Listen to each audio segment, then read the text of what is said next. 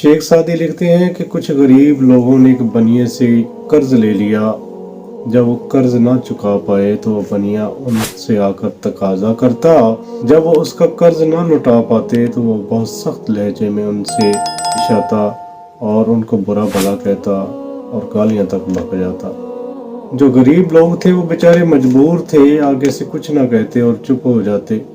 वो अक्सर गालियां बकता और चला जाता, लेकिन वो उसका कर्ज ना लौटा पाते और वादे पर वादा करते और उनका कोई वादा भी वफा ना होता।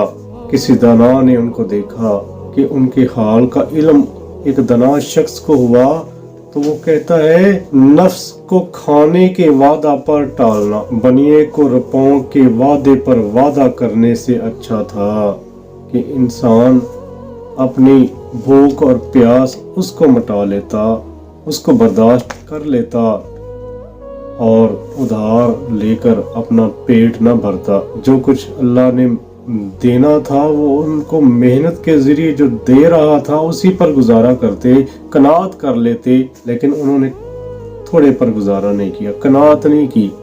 हालांकि इस्लाम में कनात का बहुत बड़ा अजर है। जो सब्र करने वाला है, थोड़े पर गुजारा करने वाला है, उसके बारे में बहुत खुशखबरियां हैं। लेकिन लोग बेसब्रे हो जाते हैं और उधार लेकर अपनी ज़रूरियात पूरी करते हैं। बाज़ औक़ात उन चीज़ों की ज़रूरत भी नहीं होती जो उधार लेकर ज़रूरियात इंसान पूरी करता है, बल्कि यूँ कहें कि अपनी ख्वाहिशात को चार चांद लगाने के लिए उधार लेकर लोग कर्ज के नीचे दब जाते हैं।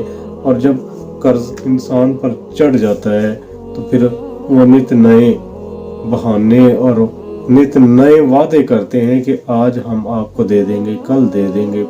इसी तरह वो टालते रहते हैं। जबकि जो कर्ज खा होता है, जिसने कर्ज वापस लेना होता है, वो भी सच्चा होता है। उसने भी आकर उनसे बात करनी होती है और वो सख्त लहजे में हमेशा बात करते हैं, नरमी से कोई भी नहीं पूछता। तो लिहाजा बात करने का मकसद ये है कि अपनी ज़रूरियात को जितना कम किया जा सकता है उतना करके इंसान ज़िंदगी गुजारे। ये लवाजमात जो ज़िंदगी गुजारने के हैं सिर्फ उन्हीं को पूरा करे। जैसे इंसान खाने के बगैर ज़िंदा नहीं रह सकता।